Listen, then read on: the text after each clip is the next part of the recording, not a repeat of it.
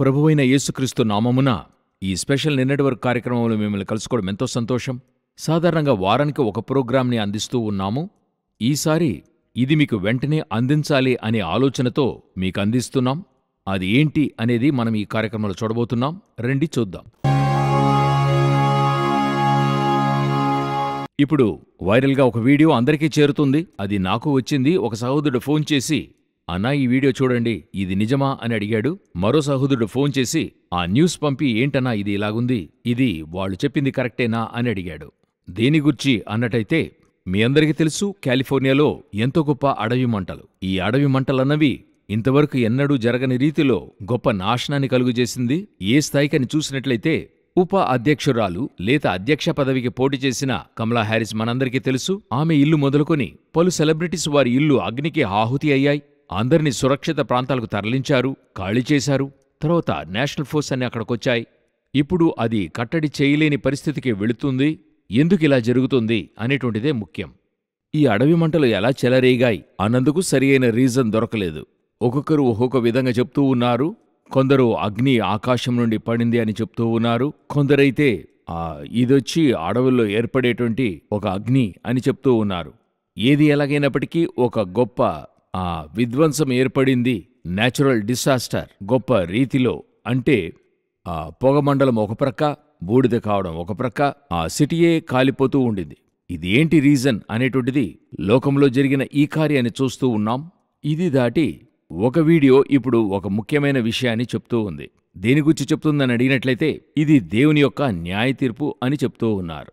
ఎందుకు ఈ న్యాయ తీర్పు అన్నందుకు రీజన్ కూడా చెప్తున్నారు. అది కూడా మనం చూద్దాం. ఏంటి రీజన్ అని అడిగితే, 82వ గ్లోబల్ అవార్డ్స్ అని చెప్తుంటారు. అంటే గోల్డెన్ గ్లోబల్ అవార్డ్ అని చెప్తుంటారు. ఇది అక్కడ బివేరీ హిల్స్లో, అక్కడ కాలిఫోర్నియాలో జరుగుతుంది.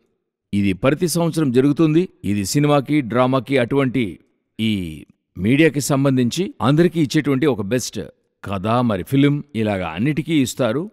ఇటువంటి కార్యక్రమము అవార్డ్ ఫంక్షన్లో వాళ్ళు చెప్పేటువంటి ఒక మాట అందరూ, అంటే ఒక్కొక్క దేశంలో అందరూ తీసుకుంటున్నప్పుడు దేవునికి కృతజ్ఞతలు చెప్తారు కదా. సాధారణంగా వీరందరూ thank God, thank you Jesus అనే మాటను వారు యూజ్ చేస్తూ ఉంటారు. నేనిది వాళ్ళు చెప్పే కారణాన్ని చెప్తున్నాను. ఇందులో నాకు ఒడంబడిక ఉందా లేదా అనేది రెండవది. అది ఎందుకనేది నేను చెప్తున్నాను. థ్యాంక్ గాడ్, థ్యాంక్ జీసస్ అని ఇలా చెప్తూ ఉంటారు.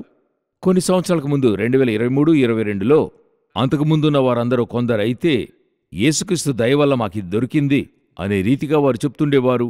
ఈ విధంగా అక్కడ సాధారణంగా చెప్తూ ఉంటారు.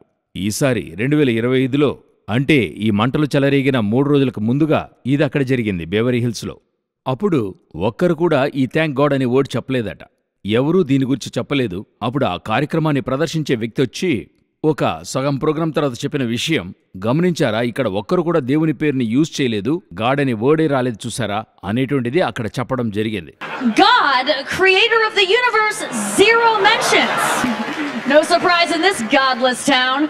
దాని తర్వాత అవార్డు పొందే నటి ఆమె ఏం చెప్పిందంటే, ఇందులో ఆశ్చర్యమేముంది, దేవుడు లేని నగరములో దేవుని గురించి మాట్లాడటానికి ఎవరున్నారు అని చెప్పి ఆమె వచ్చి ఆ దేవుణ్ణి ఒక ఏం చెప్పేది, పరిహసించే విధంగానో లేకపోతే నిరాకరించే విధంగా ఆమె ఒక కార్యం చేసిందట.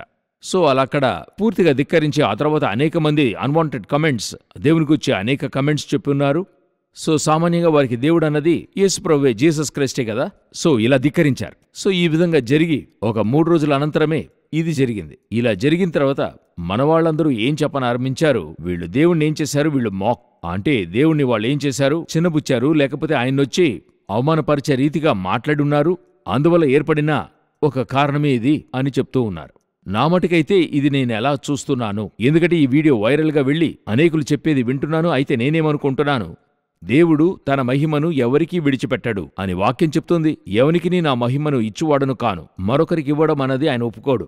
అదే సమయంలో యేసుక్రీస్తునే గడ్డమును పట్టుకుని యూదులకు రాజువా అని అడిగి ఉమ్మి అన్నీ చేసి ఆ తర్వాత ఆయనను ఒప్పగించి అన్ని కార్యాలు జరిగాయి. అప్పుడు కూడా చివరికి యేసు చెప్పిన మాట, తండ్రి వీరిని క్షమించు. మనం కృపాకాలం అనేటువంటి మనస్సాక్షి కాలంలో ఉన్నాం.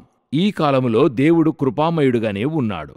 ఇప్పుడు జరిగే అన్ని డిసాస్టర్స్, అనేకులు అడిగే ప్రశ్న, అంటే 2 యాంగిల్స్లో నేను చెప్తున్నా, గొప్ప గొప్ప భూకంపములు, సునామీలు, ఇటువంటి కార్యాలు జరుగుతున్నప్పుడు అందరూ చెప్పేటువంటి ఒక మాట, దేవుడుంటే ఇలా జరుగుతుందా అని కొంతమంది ఇలా ప్రశ్నిస్తున్నారు. కొంతమంది ఏమడుగుతున్నారు, దేవునికి విరోధంగా ఈ విధంగా వీళ్ళందరూ చేయడం వల్ల ఇది జరుగుతుంది అని చెప్తున్నారు. ఇవి రెండూ సరేనా అని మీరు అడిగినట్లయితే వాక్యము నుండి ఒక కార్యాన్ని మీకు దీని ద్వారా తెలియజేయాలనుకుంటున్నాను. అది ఏంటంటే లూకా రాసిన సువార్త 13వ అధ్యాయంలో ఇటువంటి సంభవం జరుగుతుంది. ఎక్కడ? యెరూషలేములో జరుగుతుంది. యెరూషలేములో ఒక ముఖ్యమైన కార్యాన్ని అక్కడ యేసుని దగ్గర వారు చెప్తున్నారు. పిలాతు గలిలయులైన కొందరి రక్తము వారి బలులతో కలిపి ఉండెను. ఆ కాలమున అక్కడనున్న కొందరు ఆ సంగతి యేసుతో చెప్పగా ఆయన వారితో ఇట్లనెను, ఈ గలిలయులు అట్టి హింసలు పొందినందున వారు గలిలయులందరికంటే పాపులని మీరు తలంచుచున్నారా? కారని మీతో చెప్పుచున్నాను, మీరు మారు మనసు పొందని ఎడల మీరందరూ అలాగే నశింతురు. ఇది ముఖ్యమైన విషయం. మరియు సిలోయములోని గోపురము పడి చచ్చిన ఆ 18 మంది యెరూషలేములో కాపురమున్న వారందరికంటే అపరాధులని తలంచుచున్నారా? కారని మీతో చెప్పుచున్నాను, మీరు మారు మనసు పొందని ఎడల మీరందరూ అలాగే నశింతురు. దేవుడేం చెప్తున్నాడు? ఇప్పుడు గలిలేయులకు అలా జరుగుతుందంటే మిగతా వాళ్ళందరూ మంచోళ్ళు, వాళ్ళు చెడ్డవాళ్లా? అందువల్ల అలా జరిగిందా అని అడుగుతున్నాడు. తర్వాత ఒక న్యాచురల్ డిసాస్టర్ని చెప్తున్నాడు. మరియు సిలోయములోని గోపురము పడి చచ్చిన ఆ 18 మంది. అప్పుడు చచ్చిన వారందరూ అపరాధులు, మిగతా బ్రతికిన వాళ్ళు మంచివాళ్లా అని ఆయన అడుగుతున్నాడు. ఇదే ప్రశ్న ఇప్పుడు ఉంచి చూడండి. కాలిఫోర్నియాలో ఇప్పుడు లాస్ ఏంజల్స్ అంతటా మండుతూ ఉంది. అందువల్ల వీరు ఇలా మాట్లాడటం వల్ల కాలిపోతుందని చెప్పితే ఇంతకంటే మోసముగా లోకములో దేవుని గురించి కమ్యూనిస్ట్ దేశాల్లో మాట్లాడుతూ ఉన్నారు, పలు చోట్లలో దూషణ చేస్తూ ఉన్నారు.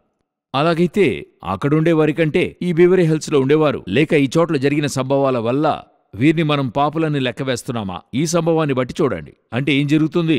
సామాన్యంగా నేను నమ్మేది ఏంటంటే అది సునామీ గాని భూకంపం కానివ్వండి, దేవుని యొక్క న్యాయ తీర్పు ఇప్పుడు కాదు, అది ఇక మీదట వచ్చేదిగా ఉంది. ఖచ్చితంగా వస్తుంది. కొన్నిసార్లలో కొందరికి న్యాయ తీర్పు దేవుడు ఇమీడియట్గా ఇస్తున్నాడు. ఉదాహరణకు సొదొమ గొమొరాకి జరగడం మనం చూస్తున్నాం బైబిల్లో.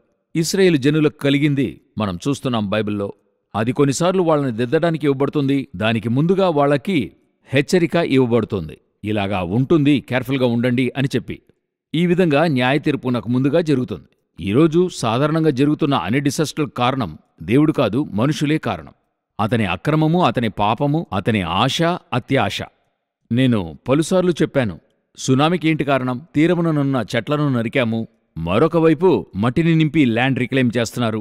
సముద్రంలో మనము న్యూక్లియర్ బాంబుని పేలుస్తూ ఉన్నాం. ఈ విధంగా అనేక విషయాలు అక్కడ చేస్తున్నప్పుడు, ఆ సముద్రంలోని సహజ కార్యములు మారుస్తున్నప్పుడు సముద్రము అల్లకల్లోలమవుతుంది. దాని పరిణామము సముద్రములో భూకంపం. ఎందుకు ఈ భూప్రకంపనలు జరుగుతున్నాయి? భూమి మీద మనం చేసే అనేక అన్వాంటెడ్, ప్రకృతికి విరుద్ధమైనటువంటి అన్ని కార్యాలు కూడా ఇప్పుడు దీనికి దేవుడు ఎలా కారణం కాగలడు? మనం చేసే తప్పు, అందుకు మనం అనుభవిస్తూ ఉన్నాం. ఇదే వాస్తవం. అయితే దేవుని న్యాయ తీర్పు భూమి మీద ఉంది, ఖచ్చితంగా ఉందని బైబిల్ తెలియజేస్తూ ఉంది. కాబట్టి ఇవన్నీ కూడా మనకేం తెలియజేస్తున్నాయని చూసినట్లయితే ఈ యొక్క మరి తనే ఏర్పరచుకున్నటువంటి లేక ప్రకృతి సహజంగా ఈ కార్యాలు జరుగుతున్నప్పుడు మనుషులు ఏం చేయలేకపోతున్నారు, మనుషులు అది ఆపలేకపోతున్నారు. ఎంతటి ధనవంతులు! ఈ బెవరీ హిల్స్లో ఉన్న అంతమంది కూడా ఎంతో గొప్ప సెలబ్రిటీస్. కానీ ఇప్పుడు మండుతున్న కాలిఫోర్నియా లాస్ ఏంజల్స్లో అక్కడున్న అంతమంది కూడా కోటీశ్వరులే. అక్కడున్న వారందరూ కూడా సెలబ్రిటీ మిలీనియర్స్. అక్కడ ఇటువంటి ఒక కార్యం ఏదో ఇప్పుడు మనకు తెలియని చోట కొన్ని గుడిసెలు తగలబడ్డాయి. ఆ జనులకు పోరాడే దారి లేదు, మార్గం లేక చనిపోయారనుకోవచ్చు. వీళ్ళందరూ అలా కాదు. వీళ్ళే వచ్చి పగడ్బందీగా సేఫ్టీగా కట్టబడిన ఇల్లులు, ఫైర్ ఎగ్జిట్తో కూడా ఉండే ఇల్లు, అవన్నీ కూడా దాటి లాస్ ఏంజల్స్ అవతారం మారి అస్థిపంజరంగా మారింది. ఒకటి బాగా తెలుసుకోవాల్సి ఉంది. వీళ్ళు ఏర్పరచుకున్న పరిణామాన్ని బట్టి వచ్చిన న్యాయ తీర్పునకే వీళ్ల వల్ల ఎదుర్కొని నిలబడలేకపోతున్నారంటే దేవుని న్యాయ తీర్పునకు వీరు ఎలా నిలబడగలరు? ఇప్పుడు మండుతుంది నిజమే, ఖచ్చితంగా కారణముంటుంది. అది అడవి మంటో, లేకపోతే పైనుండి దిగొచ్చిన అగ్నియో, లేక మనుషుల కుట్రనో, వాటెవర్ ఇట్ ఈస్ అక్కడ జరుగుతుంది. ఏ కారణమైనా కావచ్చు. అయితే 2 పేతురు 3:10లో అయితే ప్రభుదినము దొంగ వచ్చినట్లు వచ్చును, ఆ దినమున ఆకాశములు మహాధ్వనితో కతించిపోవును, పంచభూతములు మికటమైన వేండ్రముతో లయమైపోవును, భూమియు దానిమీదనున్న కృత్యములను కాలిపోవును. ఇప్పుడు అది జరుగుతుంది కంటికి ముందుగా. ఎన్ని భవనాలు, ఎంత ప్రాణ నష్టం! ఇవన్నీ ఎటువంటి హెచ్చరికిస్తున్నాయి? దేవుడు చెప్తున్నాడు. అదే లూకా 13 నేను చదివిన వాక్య భాగములో ఇవన్నీ చూస్తున్నప్పుడు మీరేం చేయాలి? మారు మనసు పొందకపోతే ఇటువంటివి మీకు సంభవిస్తాయి అని చెప్తున్నాడు. మీరు మారు మనసు పొందని ఎడల మీరందరూ అలాగే నశింతురు అని వాక్యం చెప్తుంది. ఇటువంటి ధనవంతులు, కోటీశ్వరులు ఉండేటువంటి ప్రాంతమే కాలిపోతుందంటే మిగతాది ఆలోచించి చూడండి. ఇది సహజంగా జరిగింది. అయితే తర్వాత దేవుని న్యాయ తీర్పు వస్తుంది. యేసు ఇదే చెప్తున్నాడు లూకా 13లో. ఇప్పుడు చెప్తున్నాను, దీని వెనుక దేవుని న్యాయతీర్పు ఉంది. అది మీ విశ్వాసానికి వదిలేస్తున్నాను, నేను లేదని చెప్పడం లేదు. అయితే ఇక్కడ ఈ వాక్య ప్రకారంగా చూస్తున్నప్పుడు ఇంతకంటే మోసమైన వారు లోకమంతటా వ్యాప్తి చెంది ఉన్నారు. లోకమంతటా న్యాయతీర్పు జరగబోతుంది. ఇవన్నీ కూడా మనకి ఒకటి చెప్తూ ఉన్నాయి. ఏం చెప్తున్నాయి తెలుసా? దేవుని న్యాయతీర్పు సమయం సమీపిస్తుంది. మనిషి వల్ల ఈ ప్రకృతి వైఫల్యానికే నిలబడలేకపోతే దేవుని ముందర, ప్రకృతి చేసిన దేవుని ముందరగా నిలవడం ఎలా? మారుమనసు పొందండి. పరలోక రాజ్యం సమీపమై ఉంది. God is coming soon.